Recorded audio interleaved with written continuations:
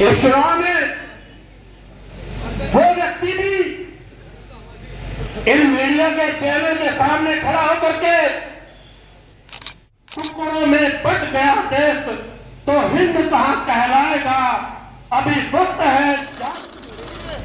ज्यादा समय आप लोगों के बीच में नहीं लूंगा, लेकिन इतना भी अनुरोध करना चाहूंगा कि जब तक अध्यक्ष के भाषण न हो जाए उसके बीच में कोई भी व्यवधान तब तक नहीं होना चाहिए। चुनाव के बहुत सारी बातें आप लोगों के सम्मुख आई, चुनाव के कारणों पर जाया गया, हार के कारणों की समीक्षा पर जाया गया, बहुत सारी चीजें निकल करके आई, बहुत सारी चीजों के समाधान की बातें हुई, बहुत सारी चीजों का समाधान आगे चल करके निकाला जाएगा। जो मूल कारण है उन पर थोड़ा सी चर्चा करना चाहूंगा। चुनाव में हार जीत लगी रहती है, यह सतत प्रक्रिया है। इस प्रक्रिया को गुजरना हम सभी का दायित्व बनता है। सफलता भी मिलती है, सफलता भी मिलती है, सफलता भी बहुत कुछ सिखाती है और असफलता भी बहुत कुछ सिखाने को दे करके जाती है। इसलिए असफलता से हताश निराश होने की आवश्यकता नहीं है। पुरजोर तरीके से मुकाबला करने के लिए डटे रहिए, संघर्ष करने के लिए डटे रहिए। आपके दिन संघर्ष के हैं, आपका समय संघर्ष का है। इस संघर्ष के दिनों में देखा जाता है कौन कौन साथ खड़ा है। संघर्ष के दिनों की पहचान होती है कि हमें किस दिशा में, किस रूप में आगे बढ़ना है। चुनाव के हार के कारण हमें चुनाव के परिणाम के तुरंत बाद पता चल गए थे। चुनाव होने के बाद बहुत सारी परिस्थितियां सामने आई, उन पर गहनता से मंथन चिंतन किया गया। सबसे पहले तो चुनाव होने के बाद परिणाम आने तक का समय 1.5 महीने का था और 1.5 महीने के समय में हम लोग हिसाब किताब लगाते रहे, कहां कमी रही, कहां वोटिंग परसेंटेज कम हुआ, कहां ज्यादा हुआ। पिछली बार के चुनाव में 67% मतदान हुआ और अब की बार के चुनाव में 62% मतदान हुआ। 5% का अंतर पहले चुनाव में और अब के चुनाव में अंतर आ गया। इसके अलावा 8 से 10% का अंतर सामने वाले प्रत्याशियों के और अपने पार्टी के परसेंटेज में अंतर आ गया। उस अंतर का आकलन हम लोग करते हैं। 1.5 महीने कभी प्लस में आते थे, कभी माइनस में आते थे, लेकिन खैर चलो हम लोगों ने इंतजार किया कि 4 तारीख में परिणाम आएगा। बहुत अच्छा परिणाम की उम्मीद थी, लेकिन बेहतर परिणाम आप लोग के पक्ष में नहीं आ पाया। कारण उसके वोटिंग परसेंटेज महत्वपूर्ण कारण। दूसरा कारण, सामने वाले लोगों ने एक नैरेटिव बनाने की कोशिश की जिसमें कुछ लोग भ्रमित हुए और भ्रमित होने का परिणाम एक मुश्त वोट दूसरी जगह जाकर के सेटल हो गया। उसका परिणाम बड़ा गंभीर देखने को मिला। उम्मीद थी कि बहुजन समाज पार्टी का कैंडिडेट लगभग 1.5 लाख वोट ले जाएगा, 2 लाख वोट ले जाएगा। वो लगभग 75-76 हजार वोटों पर सिमट गया। 1,10,000 की वोट ले जाता, शायद आपका काम वहां हो जाता, लेकिन नहीं। सामने वालों ने एक नेता की ओर चलाया, संविधान बदलेगा। संविधान बदलने का भी इफेक्ट देखने को मिला। 8,500 रुपए मिलेंगे, उसका भी कहीं कहीं असर देखने को मिला। कहने का मतलब यह है कि लोगों को भयभीत करके वोट हासिल करने की राजनीति जिस प्रकार से इस चुनाव के अंदर देखने को मिली, ऐसे लोगों से सावधान रहने की जरूरत है। आगे फिर इसी प्रकार का करने की कोशिश करेंगे। आगे के लिए सावधान करना चाहते हैं। आगे किसी प्रकार के इस प्रकार के भ्रम में रहने की जरूरत नहीं है। इन भ्रम की राजनीति करने वाले लोगों से, भ्रम करने वाले लोगों से सावधान रहने की जरूरत है और अपने आप को मजबूती की दिशा में ले जाने की जरूरत है। तीसरे कारण का आप लोगों ने पता है, पार्टी का माहौल खराब करने में कमी नहीं छोड़ी गई और बची खुशी कसर कहां पूरी हो जाती है जब कोई नैरेटिव फैलाने की कोशिश की जा रही हो और कहीं न कहीं अपने लोग चुप्पी साध जाते हैं, उसका जवाब देने में कहीं कोताही बरतने की बात होती है, वहां जाकर के कठिनाई होती है। मैंने अपने जीवन काल में जितना भी लंबा अपना राजनीतिक काल रहा है, उसमें किसी भी भाई को कोई भी तकलीफ पहुंचाने की बात नहीं की। कोई भी व्यक्ति ऐसा नहीं होगा जिसका मैंने दिल दुखाने का काम किया हो। कोई भी व्यक्ति ऐसा नहीं होगा जिसको मैंने तकलीफ पहुंचाने की बात हो। लेकिन इस अपने 5 साल के कार्यकाल भी आप लोगों को बताना चाहता हूं, मैंने अपने जितना भी अपने कार्यकाल के, लोकसभा के कार्यकाल के दौरान जितना भी अपने से बेहतर हो सका वो देने का प्रयास किया। भागदौड़ करने में कमी नहीं छोड़ी। एक झूठ फैलाने की कोशिश ये भी की गई, प्रदीप जी आए नहीं, गए नहीं, 20 सांसदों का 30 सांसदों का रिकॉर्ड उठा करके देखने का काम करेंगे कि जितनी भागदौड़ मैंने अपने संसदीय कार्यकाल के दौरान की, इतनी भागदौड़ किसी सांसद की आसानी से देखने को नहीं मिलती।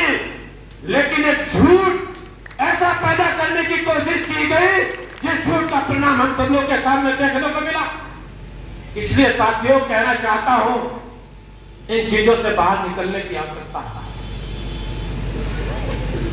मैं ये बात कहना चाह रहा कि हम लोगों के द्वारा किसी को तकलीफ न पहुंचाई गई हो और वो लोग हमें तकलीफ देने की कोशिश कर रहे हो, बिना वजह तकलीफ पहुंचाने की बात कर रहे हो, बिना वजह झूठ फैला करके हासिल करने की बात, दूसरी पर दिलवाने की बात कर रहे हो, उन ऐसे लोगों से जरूर सावधान रहने का काम करना ही करना होगा। इसलिए साथियों आप लोगों से मैं आह्वान करना चाहता हूं कि इस घेर की नींव सन 80 के आसपास टिकी थी। 5 बार का चुनाव आप लोगों ने पिताजी को लड़ाया, 5 बार विधानसभा का चुनाव आप लोगों ने मुझे लड़ाया, 2 बार का संसद का चुनाव आप लोगों ने मुझे लड़ाया। पिछली बार के चुनाव में यहाँ के लोगों ने मुझे कहा था, नकुल के लोगों ने भी, गंगो के लोगों ने भी, कि प्रदीप जी आप लोगों के लिए शामली नया जिला है, 3 विधानसभा है, उनको प्रायोरिटी पर देखने का काम कर लीजिएगा। इधर की दोनों विधानसभाओं को हम लोग खुद संभाल लेने का काम कर लेंगे। और अपने लोगों ने इस बात की जिम्मेदारी लेने का काम किया और दोनों विधानसभाएं खुद संभाली और बेहतर परिणाम देने में कोई कमी नहीं छोड़ी। लेकिन अब की बात परिणाम आप लोग के विपरीत है। परिणामों पर पार्टी ने गंभीरता से समीक्षा करने का काम कर लिया, चिंतन कर लिया, मंथन कर लिया। हम लोग भी शीर्ष नेतृत्व के पास जाकर के सारा विषय रख चुके। शीर्ष नेतृत्व भी यह कहता है कि सारे प्रकरण एक एक बात हमारे संज्ञान में है। मैं भी आप लोगों से कहना चाहता हूं कि किसी भी प्रकार की नेगेटिव बात करने की जरूरत नहीं है। सब पूरा प्रकरण पार्टी के संज्ञान में है। आप लोगों से भी मैं अनुरोध करना चाहूंगा, फेसबुक पर, व्हाट्सएप पर दुनिया भर की बातें इधर की चलती है, उन पर दिमाग मत लगाइएगा। उनसे बाहर निकल करके एक पॉजिटिव माहौल बना करके अच्छे विचारों के साथ आगे बढ़ने का काम करें।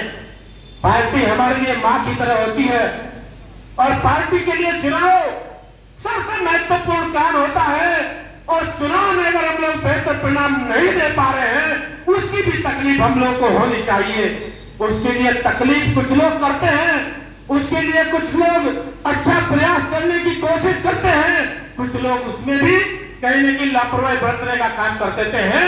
और ऐसी चीजों से सावधान रहते हुए आगे बढ़ने का काम करना है। इसलिए साथियों आप लोगों से मैं आग्रह करना चाहूंगा, अब आगे के आह्वान के लिए हम लोगों ने तैयार रहना है।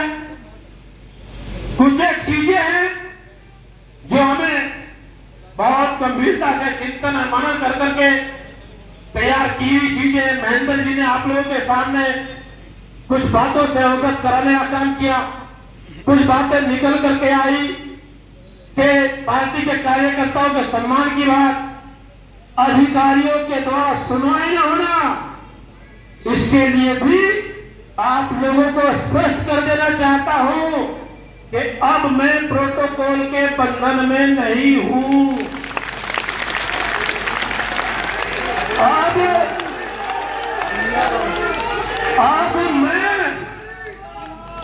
अब मैं उस सीमा को भी पार करने के लिए तैयार हूं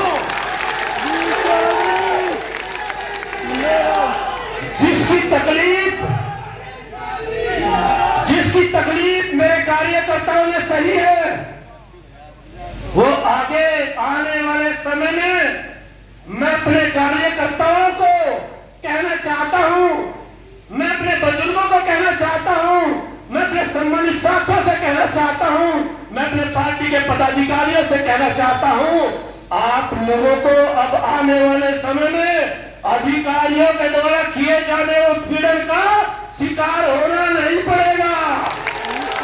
ये कहना चाहता हूं, जिस अधिकारी के द्वारा भी आप लोगों के साथ उत्पीड़न करने की बात की जाती रहेगी, उसका इलाज मैं अच्छे से करना भी जानता हूं और उसका करने में भी कभी नहीं छोड़ूंगा। इतना बस कहना चाहता हूं। साथियों, चीजें तो बहुत है कहने के लिए। अब मेरे पास बहुत सारा समय होगा। इस चुनाव में वो व्यक्ति भी इन मीडिया के चैनल के सामने खड़ा होकर के ये बोलता था कि प्रदीप हमारे यहां आए नहीं। वो व्यक्ति बोलता था, वो व्यक्ति कहता था, जिस व्यक्ति के यहां ना ब्याह था, जिस व्यक्ति के यहां ना शादी थी, जिस व्यक्ति के यहां ना जन्मदिन था, वो भी खड़ा होकर के कहता था कि प्रदीप हमारे यहां आया नहीं। साथियों, बड़े दुर्भाग्य की बात है, बहुत झूठ सहा हम लोगों ने इस चुनाव के अंदर, बहुत झूठ बोलता हुआ लोगों को देखा है। लेकिन झूठ को जवाब देने के लिए जब तक आप लोग आगे नहीं आओगे, इस झूठ को पैदा करने वाले लोग इसी प्रकार से झूठ का सहारा लेकर के आगे बढ़ने का काम करते रहेंगे। उनको जवाब देने के लिए आप लोगों ने आगे आना पड़ेगा। आगे आकर के जब तक खड़े होकर के उसका जवाब नहीं दिया जाएगा, ये इसी प्रकार से लाभ उठाने का काम करते रहेंगे। इसलिए थोड़ी बातों में अपनी बात को खत्म करूंगा। जब जब हिंद हुआ पराजित, अपनों की गद्दारी थी, हो सवास रखो कायम वरना अनंत हो जाएगा। टुकड़ों में बट गया देश तो हिंद कहां कहलाएगा। अभी वक्त है जाग उठो, भारत की संतानों तुम, रामकृष्ण अर्जुन के वंशज वीरों में बलवान हो तुम। वही हौसला लाना है जैसे तब तेरा संभारी थी। इस भारत की वीर कहानी सब दुनिया पर भारी थी। इस ध्यान के साथ, इस संकल्प के साथ, इन विचारों के साथ हमें आगे बढ़ना है। अपनी ऊर्जा के संचार को और तेज करना है और पार्टी को और मजबूती की तरफ लेकर के चलने का काम करना है। इन्हीं शब्दों के साथ जिन साथियों का अथाह सहयोग और समर्थन हमारे साथ इस चुनाव में रहा, उनका हृदय से धन्यवाद, उनका हृदय से अभिनंदन, उनका हृदय से आभार। और जिन लोगों ने आप लोगों के साथ रह करके, थोड़ा बैठिए, अभी कुछ देर और बैठिएगा, अध्यक्ष जी का भी भाषण होगा, उनके विचारों की भी आप लोगों ने सुन करके जाने का काम करना है। अभी जिन लोगों का सहयोग नहीं रहा, हम तो केवल इतना ही कहेंगे, जिनका सहयोग रहा उनका भी धन्यवाद, जिनका नहीं भी रहा उनका भी धन्यवाद। इन्हीं शब्दों के साथ अपनी वाणी को विराम देते हुए आप सभी का धन्यवाद करता हूं। आप सभी के लिए आप लोग तैयार रहिए, पार्टी को मजबूत करने के लिए तैयार रहिए, हर तरीके के संघर्ष के लिए आप लोग तैयार रहिए। इन्हीं शब्दों के साथ हृदय से धन्यवाद, हृदय से अभिनंदन। जय हिंद, जय भारत।